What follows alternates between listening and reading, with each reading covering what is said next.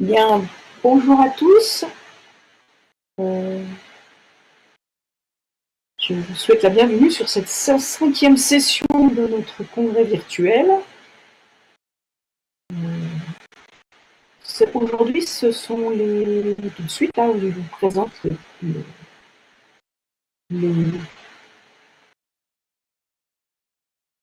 les élèves du lycée, enfin non, plutôt l'exposé du lycée Les Catalans et du collège Europa, qui sont deux lycées jumellés de Montélimar.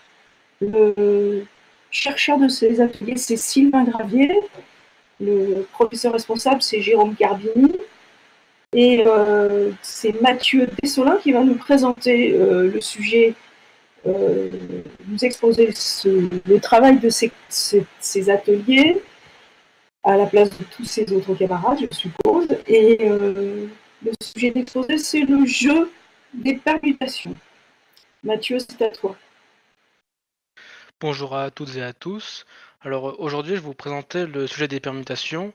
Alors je suis Mathieu, donc au lycée Les Catalans, en jumelage avec le collège Europa à Montélimar. Donc on avait quelques partenaires pour cette année. Les voici.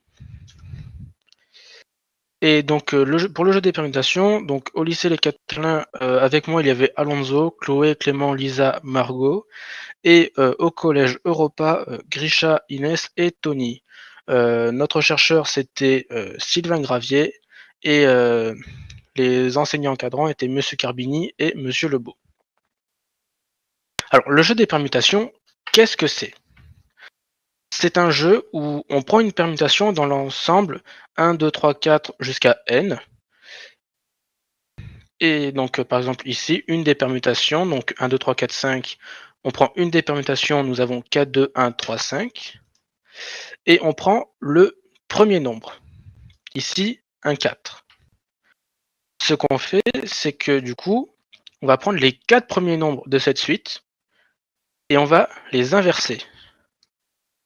Donc 4, 2, 1, 3, 5 devient 3, 1, 2, 4 et le 5. Et ensuite, on va répéter cette opération. Donc le 3 est en première position. Du coup, on prend les 3 premiers. 3, 1, 2. Et on va les inverser. Ça fait 2, 1, 3. Et après, on rajoute 4, 5 derrière. Et on répète cette opération jusqu'à avoir le 1 devant, car si on fait une permutation avec 1, donc une permutation un coup avec 1, on va retourner le 1 avec lui-même, donc on considère qu'on a fini à ce moment-là. Donc on a fini en 3 coups, le premier, deuxième et troisième, et voilà. Les règles sont aussi simples que ça. Donc voici un autre exemple, un peu plus grand, et vous remarquerez aussi que dans l'exemple précédent, il y avait en premier 4 nombres qui étaient retournés, ensuite 3, ensuite 2, ensuite 1. Ici, il y en a d'abord 8, 2, 3, puis 6, 4, 3, et puis après il y a le 1 devant. Donc ce n'est pas tout le temps dans l'ordre croissant, c'est pas vraiment prévisible. Donc ici, je vais détailler un peu. On a le 8 en première position, on prend les 8 premiers et on les retourne. Donc le 8 finit en 8e position et le 2 qui est en 8e finit en première position. Et du coup, tous ceux qui étaient au milieu sont inversés également. Et on arrive du coup avec le 1 en première position. Donc la problématique. La partie se termine-t-elle dans tous les cas? Donc on va répondre à cette question. Est-ce que toutes les parties que l'on va faire vont toujours avoir un 1 en première position? Alors, ensuite, en deuxième question, quelles sont les configurations de départ qui nous permettent d'arriver à 1, 2, 3, 4 jusqu'à n, donc c'est-à-dire à les ranger dans l'ordre croissant. Et dans les cas où la partie se termine, quel est le nombre maximal de coups? Donc on étudiera quel est le nombre maximal de coups pour les combinaisons ou permutations, configurations. C'est ce qu'on verra. Donc la première question, la partie se termine-t-elle dans tous les cas? Donc, on a déjà établi des propriétés immédiates. On note n le nombre le plus grand. Donc on a notre suite, n c'est le nombre le plus grand. Si n est en dernière position, il y reste. Si n est en première position, alors le coup suivant le met en dernière position et il y reste. Ça, on peut le montrer assez facilement. Pour qu'il soit déplacé, il faudrait qu'il y ait un nombre égal ou supérieur à n. Mais comme c'est le plus grand et que tous les nombres sont différents, on ne pourra pas le déplacer, donc il restera à la fin. Lors de nos recherches, on a trouvé une conjecture. Donc c'est toute boucle est impossible. Ce qu'on a nommé boucle, c'était une permutation que l'on retrouvait à un moment dans la suite. Et du coup, si on la retrouve, ça veut dire qu'il y a une boucle et on va suivre tout le temps les mêmes étapes. Et on a conjecturé ceci. Donc si cette conjecture est vraie, la partie se termine à tous les coups. Pour démontrer cela, il suffit de voir que le nombre de configurations est fini. Donc on a factoriel de n configurations possibles. Donc c'est un nombre fini. Et si la partie ne se termine pas, alors on retombe forcément sur une configuration déjà apparue, et c'est qu'il y a une boucle. Et nos résultats, c'est pour toute configuration de départ, la partie se termine. Alors pour cela, on l'a démontré par l'absurde. Alors on suppose que la partie ne se termine pas. On se concentre alors sur les nombres différents de 1 qui reviennent une infinité de fois en première position. On nomme n le plus grand d'entre eux, donc grand N, et on considère une étape où n est en première position. Il ne pourra donc plus y revenir. Donc il y a une contradiction.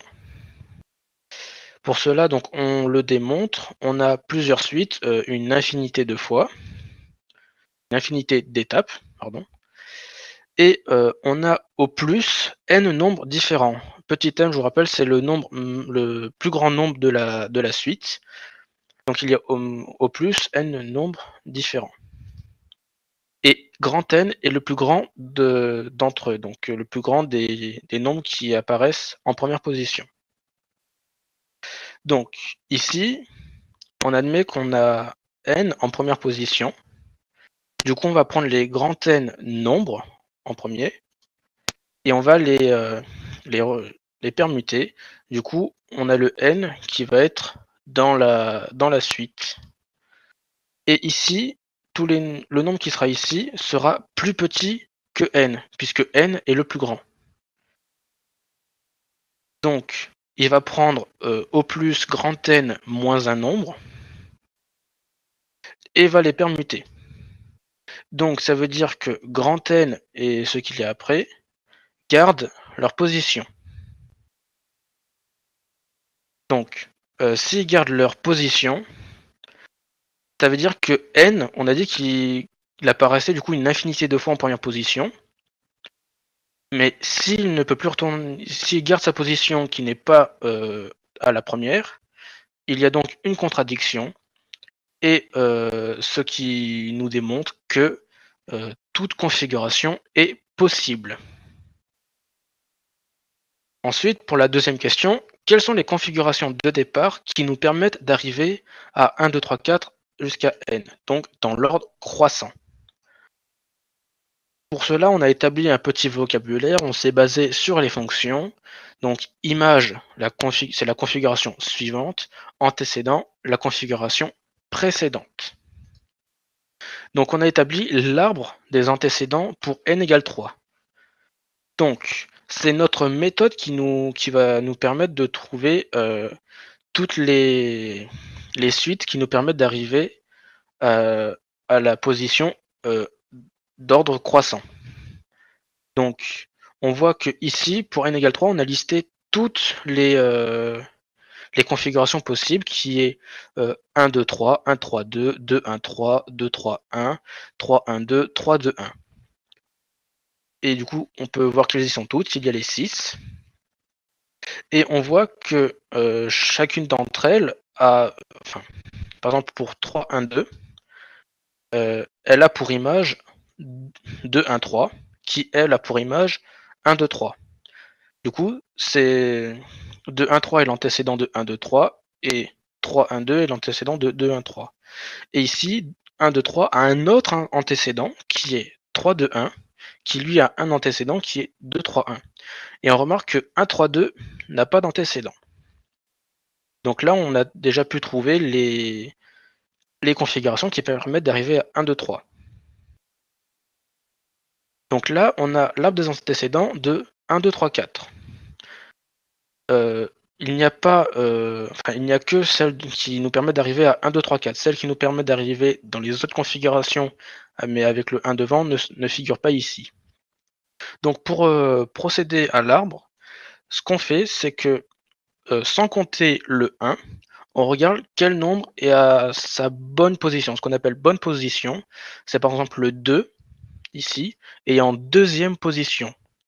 Le 3 en troisième position, et le 4 en quatrième position. Donc, chaque nombre qui est en bonne position va correspondre à un antécédent. Donc là, il y a 3 nombres en bonne position. Du coup, il y a 3 antécédents.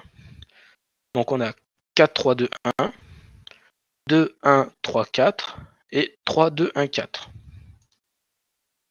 Et donc ensuite, on peut répéter cette opération. Ici, on a le 3 et le 4 qui sont à la bonne position. Du coup, on a 2 antécédents. Pour l'autre, on a 2 nombres qui sont le 2 et le 4 en bonne position. Du coup, 2 antécédents. Et ensuite, on peut continuer. Et on voit qu'à chaque fois, on a les antécédents qui apparaissent facilement. Du coup, on peut continuer toujours et encore. Et on arrive au moment où ici, par exemple, 2, 4, 1, 3. Le 2 est en première position, le 4 en deuxième, le 1 en troisième et le 3 en quatrième. Donc aucun des nombres est en bonne position, donc il n'y a plus d'antécédents. Donc en faisant comme ça, on sait quelles sont les configurations qui permettent d'arriver dans l'ordre croissant.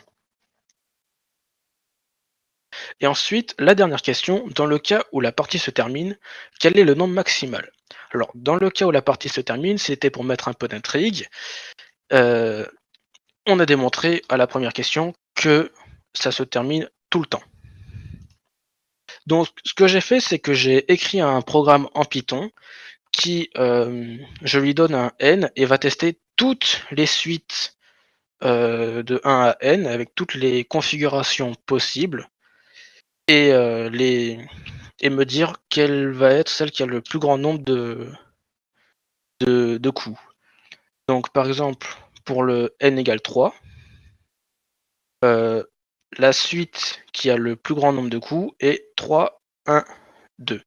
Donc si on le fait, 3, 1, 2, ça fait 2, 1, 3, puis 1, 2, 3. Et on remarque qu'elle arrive aussi dans l'ordre croissant. Donc j'ai mis en vert les suites qui nous permettent d'arriver dans l'ordre croissant, et en bleu celles qui n'arrivent pas dans l'ordre croissant. Alors ici il y a une petite erreur, en vérité c'est un 2 et non un 5. Et du coup on peut remarquer que pour n égale 4, il y a 2 suites qui nous permettent d'arriver au nombre de coups max. Donc on va les nommer les suites max. Et il y en a une qui permet d'arriver sur un ordre croissant et l'autre non croissant. Et donc après vous pouvez voir que pour chaque n, on a le nombre de coups max. Donc par exemple 5, le nombre de coups max c'est 7. Pour 11, c'est 51. Donc voilà, il y a tout. Et mon programme ne va pas au-dessus de 11 car il y a beaucoup de permutations pour 11 et il y en a d'autant plus pour 12 et après le PC ne suit plus. Donc pour les curieux, voici le début du programme. Donc avec le module itertool. J'avais mis aussi des fonctions pour faire des tests quand j'écrivais le programme, donc je les ai laissés. Et surtout, ce qui me permet de lister toutes les permutations, c'est de lister toutes les permutations, donc itertool permutation qui me les montre toutes et me les met dans une liste. Et ensuite, voici comment je traite les permutations. Donc pour les plus curieux, je les laisse regarder un peu. Et je m'affiche les permutations qui ont le plus grand nombre de coups. Donc il me faut à peu près 180 secondes pour n égale 11 pour trouver le nombre de coups maximal. un temps assez court, j'ai envie de dire. Et du coup, en parlant de ce n égale 11, ici on a listé toutes les étapes nécessaires. Donc en partant de la suite la suite de départ, qui nous permet d'arriver, de faire le plus grand nombre de coups pour arriver avec le 1 devant, et en plus ici, c'est dans l'ordre croissant. Je vous laisse regarder un peu, si c'est juste, normalement ça l'est, et vous pouvez voir, du coup, il y a toutes les étapes. Voilà. Merci pour votre attention, et si vous avez des questions, n'hésitez pas.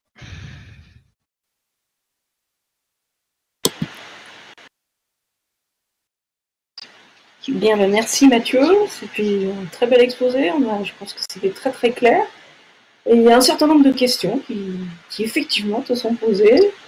Alors la première, c'est est-ce que vous avez prouvé que c'était bien un factoriel, le nombre de permutations différentes?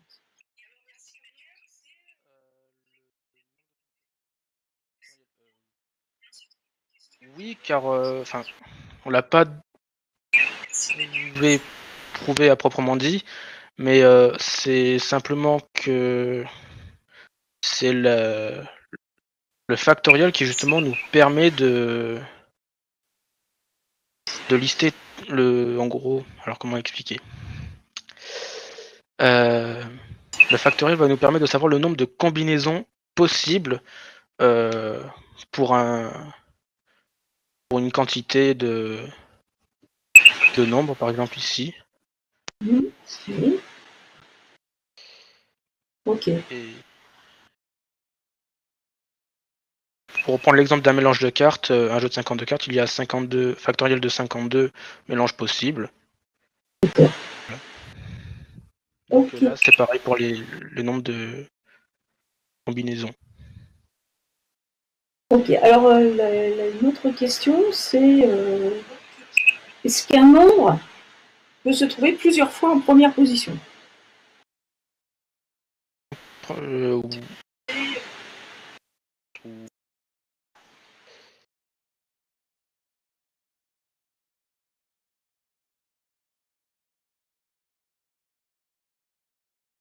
Est-ce qu'ici il y a non, il n'y en a pas ici, alors peut-être que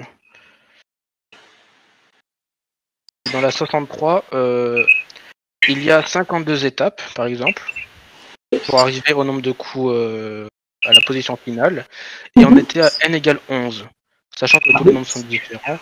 Donc il y a plus d'étapes que de nombres, donc il y a forcément des nombres qui reviennent, ou des nombres qui reviennent plusieurs fois à la première place. Ici par exemple, on a le 3 ici et le 3 ici, donc alors il y a aussi deux questions qui se ressemblent en fait.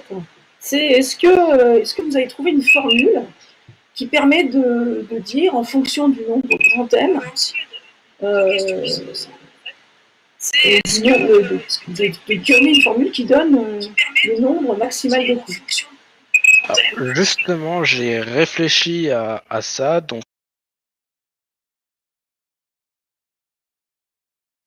le nombre de coups max pour chaque n.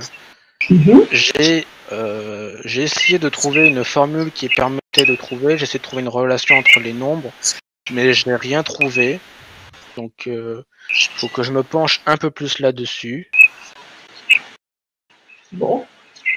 Là, peut-être que vous auriez pu, et tes collègues aussi, ont trouvé cette formule. On ne sait pas, lorsque vous aurez fini votre article, que vous allez envoyer au comité d'édition. Et on l'attend avec impatience parce que c'était un très très bel exposé. Tout le monde te remercie. Et donc, on va passer maintenant à l'exposé suivant. Donc, on se retrouve tout de suite. Merci Mathieu.